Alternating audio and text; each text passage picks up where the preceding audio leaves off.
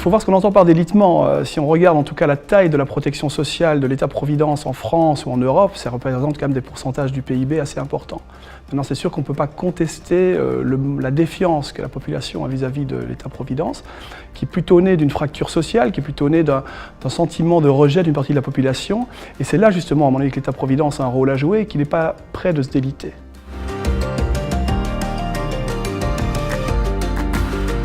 Alors on trouve effectivement les mêmes problèmes, puisqu'on voit dans les différents pays européens des votes populistes qui s'orientent plus vers un rejet de l'État-providence, un rejet de l'État de manière générale, qui prend sa source dans les mêmes problèmes finalement, crise économique, déclassement social, inégalité forte, mais l'État-providence est toujours pour limiter cela d'une certaine façon et donc est utile pour cela.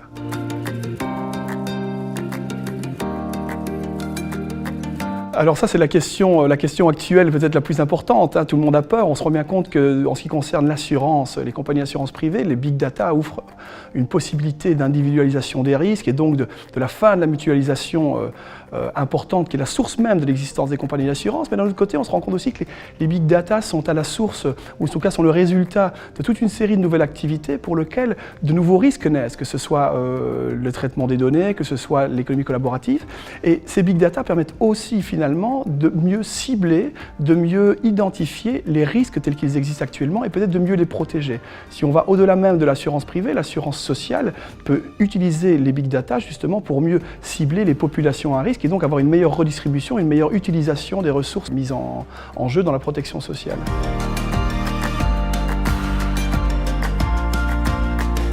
Le souci, si on ne veut pas alourdir finalement les prélèvements, c'est de trouver une solution via le marché ou en tout cas via le marché soutenu par l'État qui permettrait de libérer d'une certaine façon les individus de faire le choix qu'ils ont envie de faire vis-à-vis de cette assurance dépendance. Alors on parle souvent d'assurance obligatoire qui serait majoritairement défiscalisée ou avec des avantages fiscaux, mais ça grèverait d'une certaine façon le budget de l'État. On parle aussi du patrimoine que les ménages français détiennent qui est assez conséquent et pour lequel on pourrait retirer finalement des rentes viagères, des ventes anticipées qui permettraient de financer une partie des ressources. Mais encore une fois, tout cela laisse une partie de la population les plus pauvres en demande d'une assistance et d'une aide.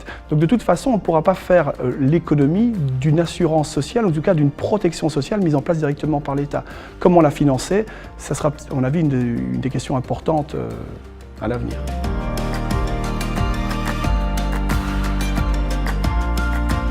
Le risque, c'est quoi? Alors le risque, il peut être majeur. Moi, ce qui m'intéresse principalement, c'est ce qu'on pourrait appeler les grands risques de la vie. C'est le risque de tomber malade, c'est le risque d'être invalide, c'est le risque d'être au chômage, c'est le risque de vivre finalement une situation qui n'était pas anticipée, pour lequel on pouvait effectivement évaluer une probabilité d'occurrence, mais pour lesquels on ne pouvait pas anticiper, et pour lesquels justement la protection sociale, l'État-providence a un rôle à jouer dans l'assurance de ces risques.